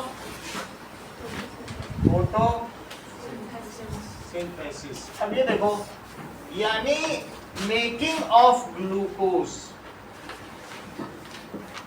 ये बनाएगा किसकी मदद से? In presence of sunlight, sunlight पड़ेगी तो बना देगा CO2 एंड वाटर। सारी बात इन्होंने ठीक बताई, अब क्लोरोफिल भी बता दिया। देखो कितनी बड़ी बात कह ली इन्होंने। बोला कि ये जो ग्रीन कलर का सर आपको दिख रहा है, आप इसे प्लास्टिड्स का ये इसमें रोटी जैसा स्ट्रक्चर है जिसे हम स्ट्रोमा कहेंगे, और वो भी वही चीज है कि लार्ज सरफेस एरिया करता है। जैसे इसमें लार्ज सरफेस एरिया को क्रिस्टे कहा, इसमें क्रिस्टे का, इसमें सिस्टर्न कहा, इसमें क्या कहा? सिस्टर्न। ये सब MCQ है, पूछे जाते हैं। और इसे स्ट्रोमा का, ये क्लोरोप्लास्ट है। इसमें भी छोटे छोटे राइबोसोम बैठे रहेंगे और इनके पास भी अपना इनका खुद का क्या होगा? जेनेटिक मटेरियल होगा, इसलिए ये भी प्रोटीन का संश्लेषण कर सकते हैं। They are also responsible for, जैसे इसमें तुमने देखा था बैठ जाते हैं, इन्हीं दोनों में है। ये अलग से बुक का क्वेश्चन है। तो अब जरा देखो, इसे जब सनलाइट इस पे पड़ी तो क्या हुआ? सनलाइट पड़ी, ठीक है, थोड़ा सा मैग्नीशियम लवणिका ने छिड़क दिया, तो सनलाइट पड़ी, मैग्नीशियम आ गया, CO2 और वाटर मिल गया, तो इसने ग्लूकोज बना दिया। क्या बना दिया? इसलिए अभिनव इसे क्या कहा जाता है? Kitchen of the cell. Kitchen of the cell. इसे क्या कहा जाता है? Power house. इसे क्या कहा जाता है? सोसाइटी। इसे क्या कहा जाता है? Logistic section. लॉजिस्टिक सही? सेक्शन। तो इट ये फोटोसिंथेसिस करता है। इट इज कॉल्ड, यहाँ खाना बना इस डाइनिंग टेबल पे खाया गया, सही है? तो चलो, it is called kitchen of the cell. अब चूंकि हमने यहाँ दिखा दिया प्लास्टिक, तो फिर हम उसका ये ना कहें सर आपने तो सेंट्रली लोकेटेड न्यूक्लियस कर दिया, ये कैसा काम कर दिया? वास्तव में फिर अलग से डायग्राम बनाने से सही प्लांट सेल में होगा, कोई एनिमल सेल में तो होगा नहीं। फिर हम प्लांट बनाए तो फिर यहाँ इसको इधर करें, फिर यहाँ वैक्यूल बनाए, फिर सेल वॉल बना, उतना हम नहीं करें, बस एक सिंबॉलिक बता दिया। Now it is called kitchen of the cell. इसे किचन ऑफ द सेल कहा जाए। Now it has its own, Arshita sentence पूरा करो। इट हैज इट्स ओन, कोई बात नहीं, स्ट्रेस मत क्या बोलो। DNA एंड राइबोसोम, तो येलो कलर का बनाया। It has its own genetic material and ribosome. So, It can synthesize protein. अरे वाह, it has its own genetic material and ribosome. So it can synthesize protein. इसलिए ये protein बना सकता है. अगली चीज देखो, वैक्यूल्स क्या होते हैं? ठीक है, vacuoles are larger in plant cell, however smaller or absent in animal cell. It covers 70 to 90% of the 70 to 90. 50 to 90. 50 Vacuoles are of large in plant cell and small or absent in animals. in animal cell.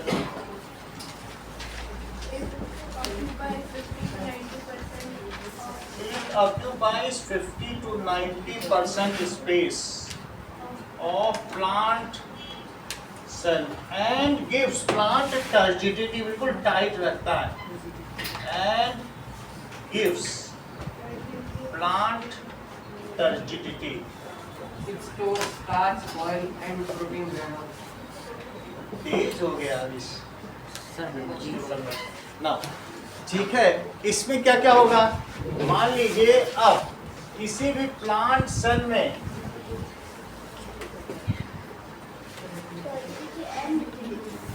Rigidity भी देगा, ये है vacuole, बाकी ये nucleus हो गया. तो vacuole में क्या होगा? इसे टाइट रखेगा. इट हैज प्लांट सेल, इसमें जूस भी बना रहेगा, ठीक है.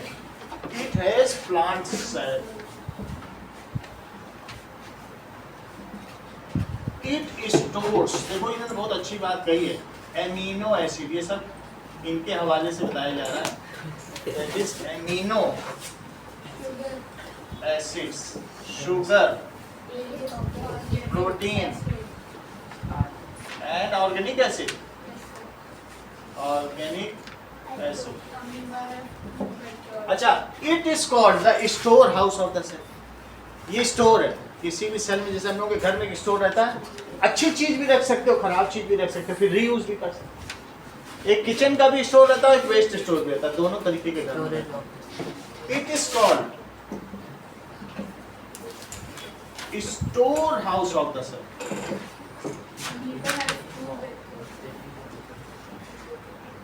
हाउस ऑफ द सेल, इसे store house of the cell कहते हैं. Amoeba contains water vacuoles, food vacuoles and waste vacuoles. Amoeba में अलग अलग तरीके का होता है.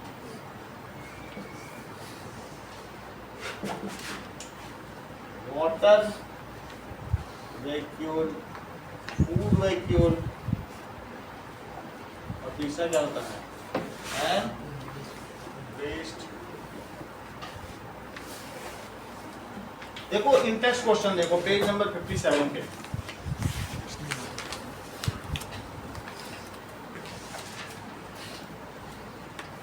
क्या कह रहा है? Name two cell organelle, Aadesh बताएंगे, which contains their own genetic material.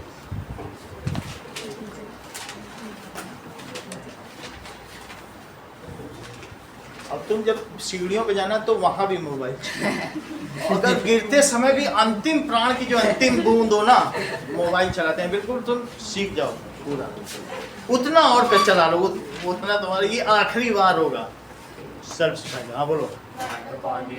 plastics.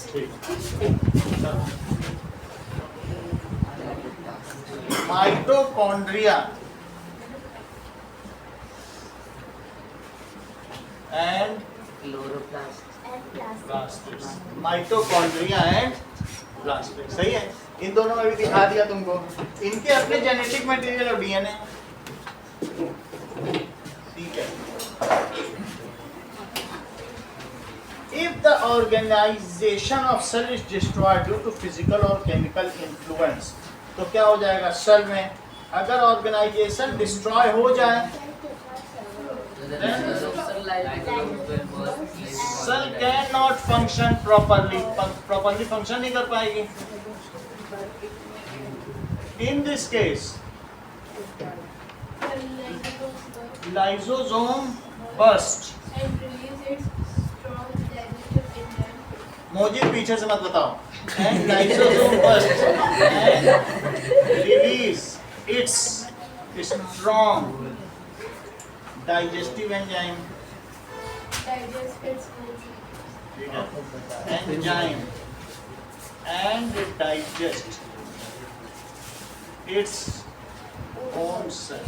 अगला सवाल देखें. Why are lysosome से तो हो चुका है कि इसे सुसाइड बैग क्यों कहा जाता है? क्योंकि जिसने इसे बनाया इसने उसी को खाया, तो इसलिए इसे क्या कहा जाएगा? Suicide bag. Where are proteins synthesized inside the cell? Sonakshi लगातार टेक लगाए आधे घंटे से. बोलो. हाँ रिद्धि बोलो. एक से क्या होता है कि हमारा फोर ब्रेन आधा काम करता है, हाफ एफिशिएंसी. चलो, तो इस तरीके से प्रोटीन कहाँ सिंथेसाइज की जाती, सब लिखा है, देख के बोलना था. Graph endoplasmic reticulum. तो protein is synthesized at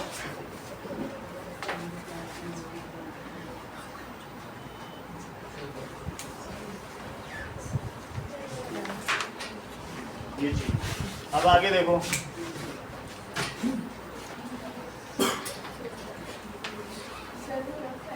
Cell division. ROUGH rough endoplasm. अब आगे देखो. माइटोसिस एंड मियोसिस क्या होता है? When a mother cell produces two daughter cells by the process of pyrokinesis and cytokinesis by cell division, one is called mitosis. यानी अगर मान लो एक मदर सेल से, एक मदर सेल है और इसमें पेयर ऑफ क्रोमोसोम है, इसमें क्या है? Pair of और इससे दो डॉटर सेल बन जाए और उनमें वही पेयर ऑफ क्रोमोसोम हो जाए, तो उसको क्या कहेंगे? That is Mitosis. ऐसा कब होगा? पहले ही जेनेटिक मटेरियल डबल होता है. जेनेटिक मटेरियल कैसे डबल होता है? ऐसे डबल हो गया. 4M. तो दैट इज, इसके बाद फिर डॉटर सेल बनती है, टूट जाता है. इसके बाद क्या होगा? Centriole. ये दोनों देख लो, इसे ध्यान दीजिए, ये जेनेटिक मटेरियल सेंटर में आ जाता है, इक्विटोरियल पोजीशन. यहाँ एक सेंट्रियोल है, इसने इसको खींचा, इसको खींचा, एक सेंट्रियोल यहाँ पहुंच गया, इसको खींचा, इसको खींचा, यही बन गया, ये डबल हो गया. इसको कहते हैं डीएनए रेप्लिकेशन. क्रोमोसोम डबल हो गया. जैसे एक जीरोक्स की कॉपी ले जाओ, जीरोक्स मशीन में डबल हो जाए, वो डबल हो गया. डबल होने के बाद क्या हुआ? इसको क्या कहते हैं बोलो? DNA Replication. रेप्लिकेशन. जो क्रोमोसोम 2n था वो कितना बन गया? 4M. अब इसके बाद ये दोनों सेंट्रियोल है. ये क्या है? Centriole.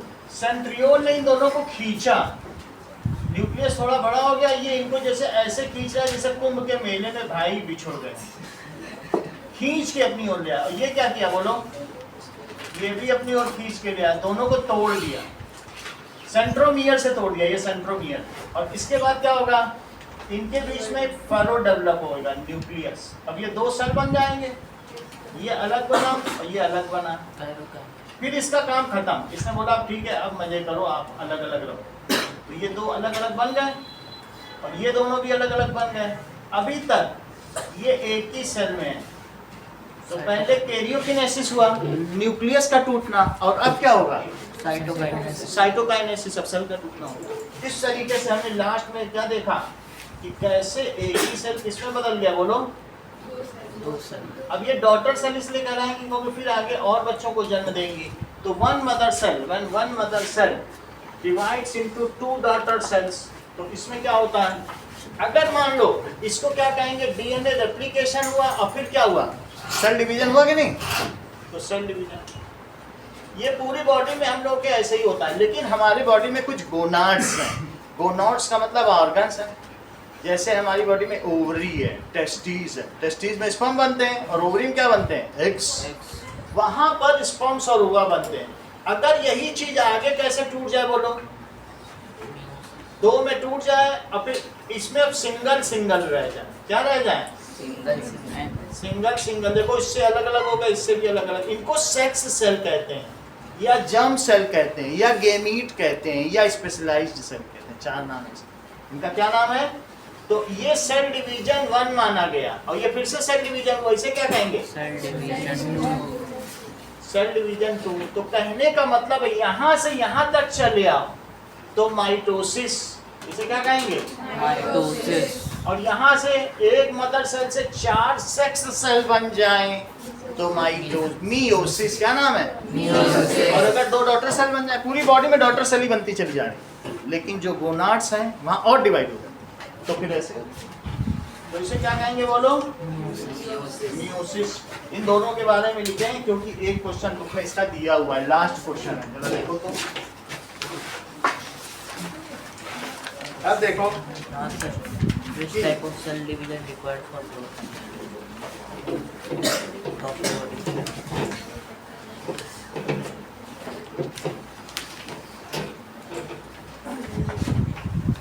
माइटोसिस क्या होता है? माइटोसिस चेक करो। माइटोसिस में 4n हुआ, टूटने के बाद दोनों में उतना ही रह गया, 2n 2n। और अगर और टूट जाए तो क्या सब में nn रह जाएगा? क्या रह जाएगा बोलो? n को कहते हैं हैप्लॉइड, आधा क्रोमोसोम। उसे क्या कहते हैं? हैप्लॉइड। इसकी प्लॉइडी हाफ है, हैप्लॉइड। और 2n को इसकी प्लॉइडी डाई है, तो डाइप्लॉइड। और 4 हो गई तो क्या कहेंगे? टेट्राप्लॉइड। इन सबको लिखो। तो माइटोसिस क्या है? In this 1 mother cell subdivides into 2 identical daughter cell. Amount of chromosome, ठीक है, अब मोदी से chromosome, amount of chromosome remains same, same रहता है। और इसमें होता क्या है? इन दिस द प्रोसेस क्या है? डीएनए रेप्लिकेशन, डीएनए की प्रतिकृति हो जाती है, रेप्लिकेशन, और फॉलोड बाय क्या होता है? Cell division 1। Followed by cell division 1 takes place. This takes place in body cells.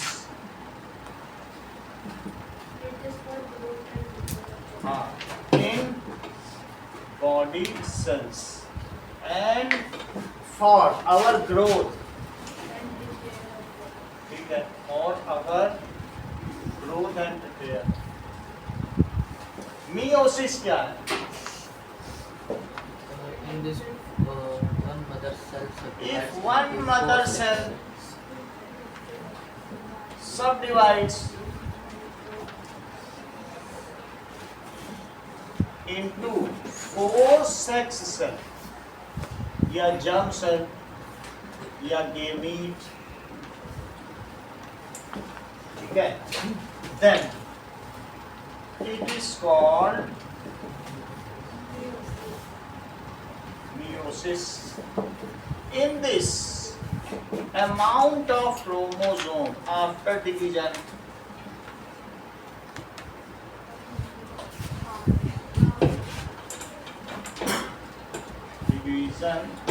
becomes half, और प्लॉइडी क्या है? That is processes DNA replication followed by cell division 1 followed by Cell division 2. cell division 2 takes place. This happens in our gonads. In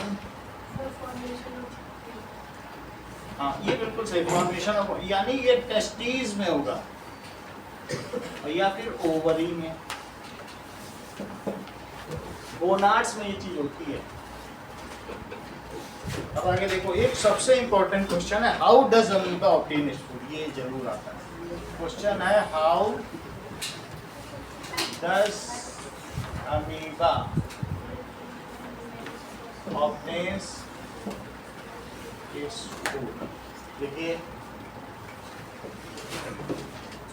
amoeba अपना food कैसे लेता है, जब कोई food material इसके पास आता है। ये देखो किसी का 9th में रह गया था, कल 9th का बोल के साइड का था, चित्रांश का होगा सर।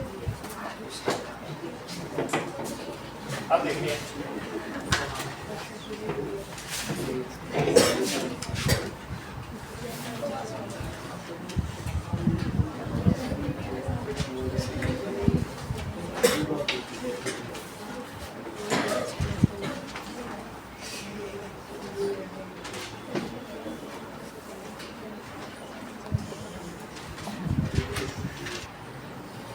ये देखिए when जब इसके पास कोई फूड वैक्यूल आएगा, ये इसका न्यूक्लियस है, तो अमीबा क्या करेगा, फूड वैक्यूल आने पर अपने फॉल्स फीट इसके चारों तरफ कर लेगा।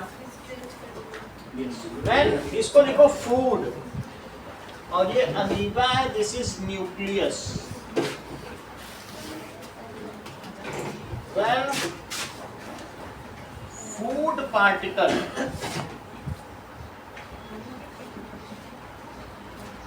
comes near amoeba, ठीक है, it surrounds, उसको सराउंड कर देगा या ट्रैप्स कर लेगा by its pseudopodia। स्यूडो का मतलब झूठा, पोडिया का मतलब पैर। ये पोडिया मैं जिस पे खड़े तुम्हें पढ़ा रहा हूँ, that pseudo और पोडिया, जिस पर पैर रखा जाता है उसको पोडिया कहते हैं, पैर को, तो इसको कहेंगे false feet.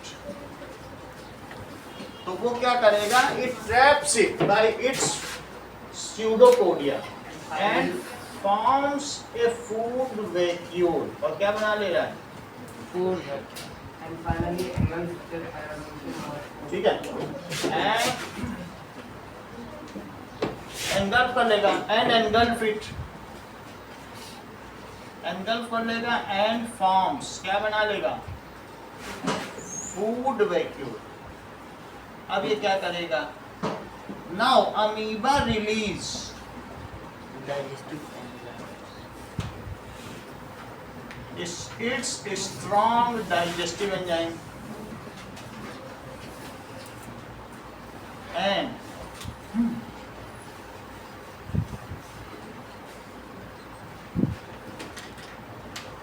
and breaks down it, उसे तोड़ देगा।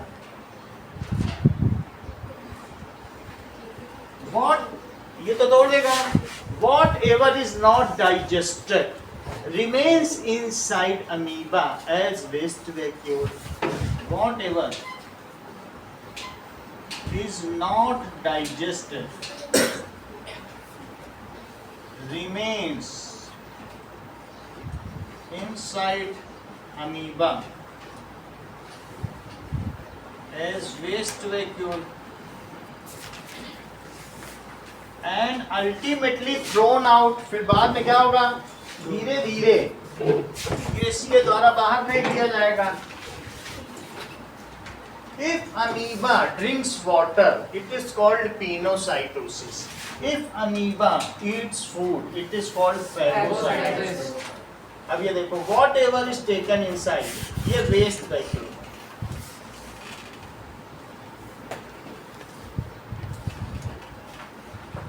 और इसके बाद ये इसको फेंक दिया जाएगा बाहर, ये वेस्ट फेंक दिया जाएगा। तो अंदर कोई चीज लेता है तो उसको कहेंगे एंडोसाइटोसिस। साइटोन का मतलब सेल होता है, तो एंडोसाइटोसिस। बाहर निकाल दिया तो क्या, एक्सोसाइटोसिस। अब यहाँ हमें पता नहीं अंदर इसने क्या लिया, पानी लिया तो पिनोसाइटोसिस, और खाना लिया तो फैगोसाइटोसिस। ये चीज है। Now inside amoeba as waste vacuole and is thrown out, और इसे बाहर फेंक दिया जाएगा। If something is taken out,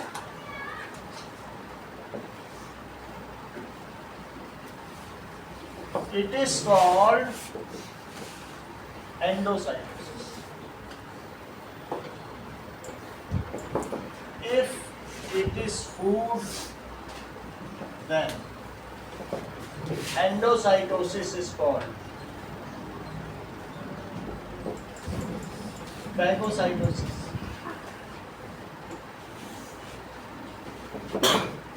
If it is water, then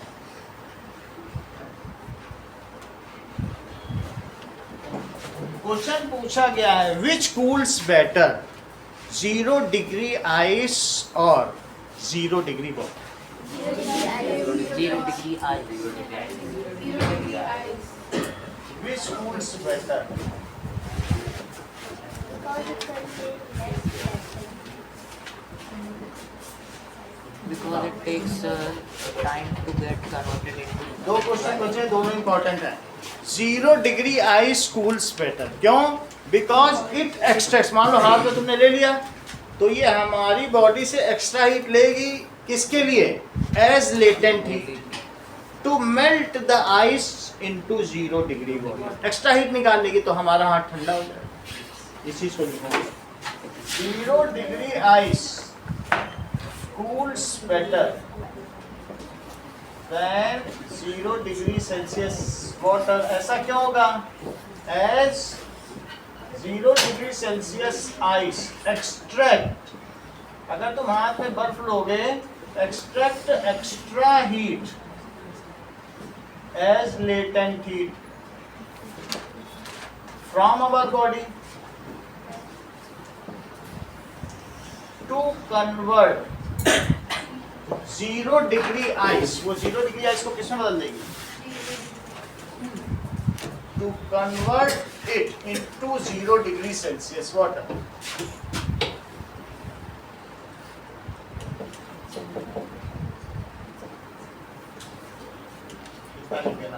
which burns more 100 degree Celsius water और 100 डिग्री सेल्सियस Steam.